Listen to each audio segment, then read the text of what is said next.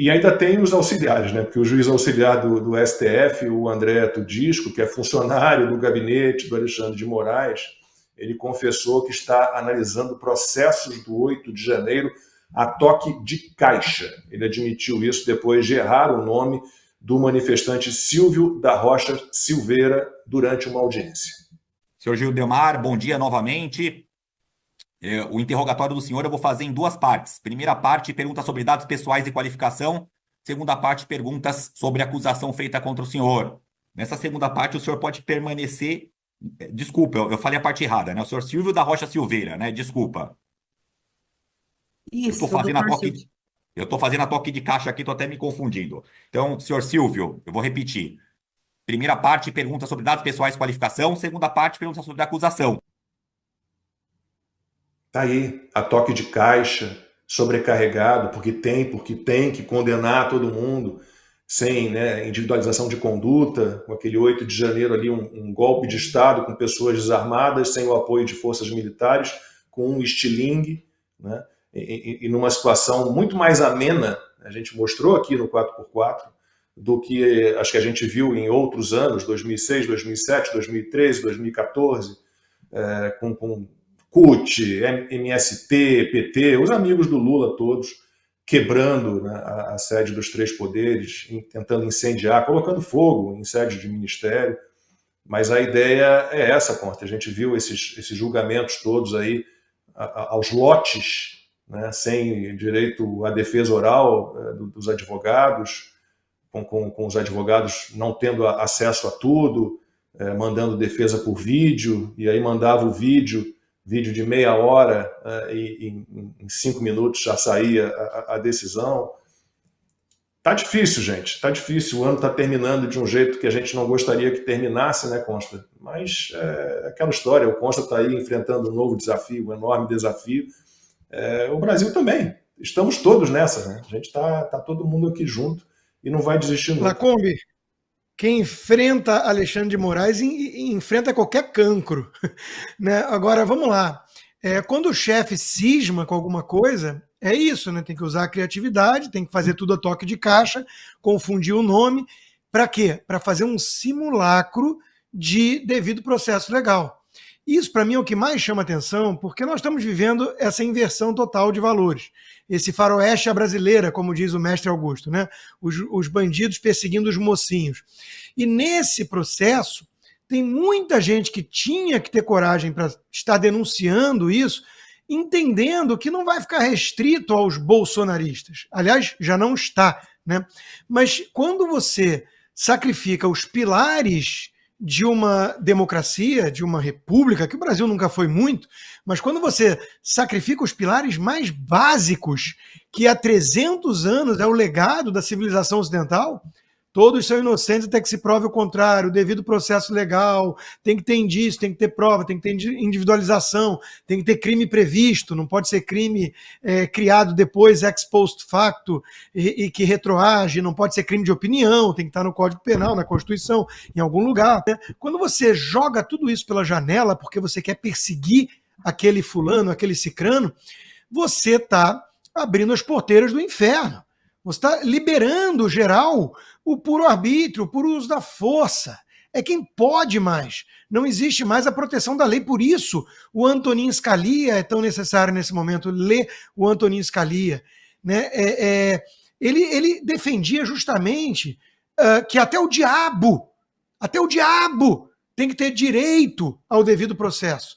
Por quê? Porque senão os outros estão ferrados. Então, se nós temos um sistema que permite até o diabo o devido processo legal, a gente se protege. E no Brasil eles estão jogando isso pela janela, porque eles querem perseguir com base numa narrativa. Então, isso tudo é muito grave, mas é de uma dimensão de gravidade que o que vem pela frente aí, né?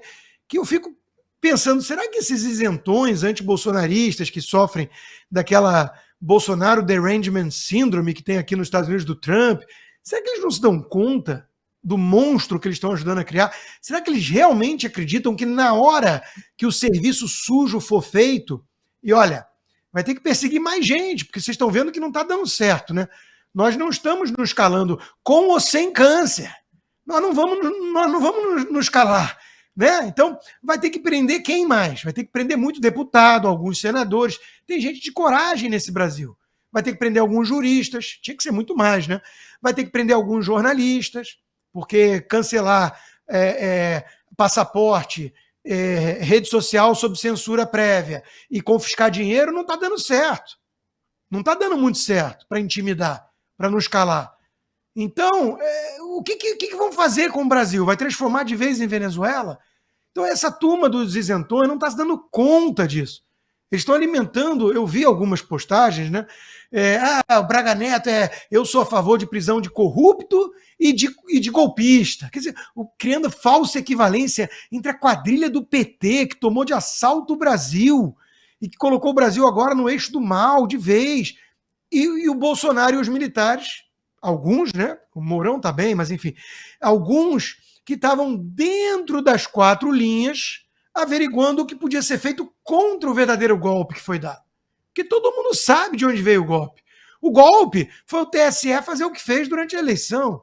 O golpe foi o Barroso ir lá no Congresso e impedir a PEC do voto impresso, que virou tabu, ninguém mais pode falar desse troço. O golpe foi o Barroso se vangloriar depois. Nós derrotamos o bolsonarismo. E o Brasil normalizar a confissão de um crime. Isso é a confissão de um crime. Ele não pode, como juiz, que não é, né? Ele não pode tomar partido, ele não pode ter um lado. E ele confessou que teve e agiu para derrotar esse lado. Isso tinha que ter parado o país. Mas teve lá um soco em Roma, que nunca foi dado, mas a Globo garantiu que foi, e que gerou uma cortina de fumaça. Então, Lacombe, é uma situação tão surreal, né? Que esses isentões e essa velha imprensa, todos eles são cúmplices desse absurdo e eles serão cobrados por isso. Eles serão cobrados cedo ou tarde. Na lata do lixo da história, eles já estão. Mas, olha, eles vão pagar um preço mais alto do que esse. Podem ter certeza. E é isso, Ana. A gente insiste, a gente fala as mesmas coisas, né? Aquele disco arranhado a que você se referia. Mas o golpe já foi dado, gente. O golpe já foi dado. Né? Qualquer movimento contrário a isso, né, seria um contragolpe, porque o golpe está aí, está estabelecido e cada vez a gente tem mais tirania, cada vez fica mais difícil respirar no Brasil. É triste dizer isso, mas estar fora do Brasil neste momento é um certo alívio para mim. É triste falar isso. Né? Por quê? Meu Deus, não era para sentir isso. Né? Não era para ser assim. Mas a gente não consegue sair disso. Não consegue, Lacombe. Às vezes, nós que estamos aqui todo domingo, eu estou no Sem Filtro todos os dias, às vezes a gente fecha a semana, parece que a gente não saiu de segunda-feira. A gente repete a mesma pauta, o mesmo ativismo, as mesmas barbaridades, as mesmas inconstitucionalidades. Contar para vocês aqui, o meu marido americano, ele segue a história da nossa política no Brasil já há muito tempo como uma série da Netflix, desde a Lava Jato. Como na Califórnia, aqui nós estamos 5 horas agora no inverno, aqui da Califórnia, na frente do Brasil, quando a gente acorda aqui, 6 da manhã, 7 da manhã, já é 11 da manhã, meio-dia no Brasil, ou seja, muita coisa já aconteceu. Então, eu acordo primeiro aqui por causa das minhas cachorras, saio com elas, pouco tempo depois, meu marido acorda, a gente faz um café e há muitos anos ele senta e ele fala: qual o novo capítulo do Brasil hoje? E aí eu começava a contar. Hoje a Operação Lava Jato chegou em tal lugar, hoje a Operação Lava Jato prendeu isso, prendeu aquele, chegou aqui. Há muitos anos ele acompanha. Aí veio a soltura do Lula, e veio a normalização da candidatura do Lula. E ele, né, sempre com os olhos arregalados. Mas é isso mesmo? É isso mesmo. Quando nós entramos nesse capítulo interminável desse ativismo, dessa barbárie jurídica cometida pelo Supremo Tribunal Federal, o meu marido sempre falava assim, eu falava, na verdade, não, mas agora chegamos no ápice do absurdo, no ápice da barbárie, por causa da inconstitucionalidade X cometida pelo Alexandre de Moraes. E o meu marido, muito cético, apaixonado por história, sabe, né, também muito sobre os regimes totalitários, né? O americano sabe muito bem sobre as guerras que os americanos tiveram que mandar soldados contra o comunismo, contra o nazismo, enfim.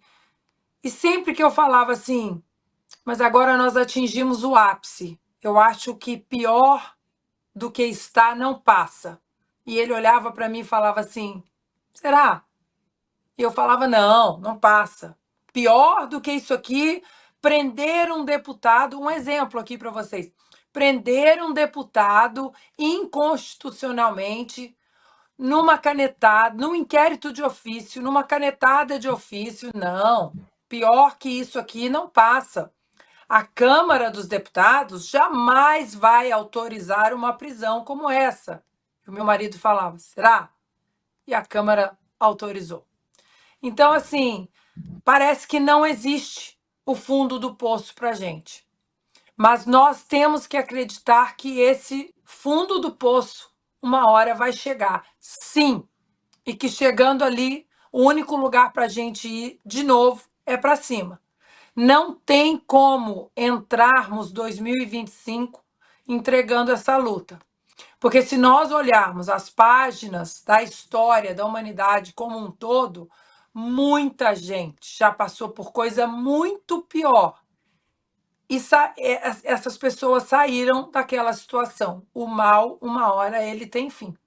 E você ouvir de um juiz, não, é que eu estou tocando aqui, é a toque de caixa, Brasil 2024, julgando as pessoas por lotes, como gado, como regimes totalitários, né?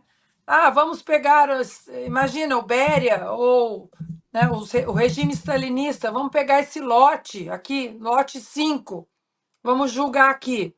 Isso, na verdade, nem era julgamento, já era condenação, e é o que nós estamos vivendo. O Brasil de 2024 tem uma cabeleireira, mãe de família, que escreveu Perdeu Mané de batom numa estátua e foi condenada a 16 anos de cadeia por isso. Nós não vamos normalizar isso, como nós não normalizamos em 2024 e nós não vamos normalizar em 2025. Não vamos, porque chegamos até aqui porque muita gente, conservador, liberal, constitucionalista, por puro nojinho estético ao presidente Bolsonaro, tá? Ao presidente Bolsonaro, por puro nojinho estético, eles normalizaram isso. Mas nós vamos sair dessa sem eles.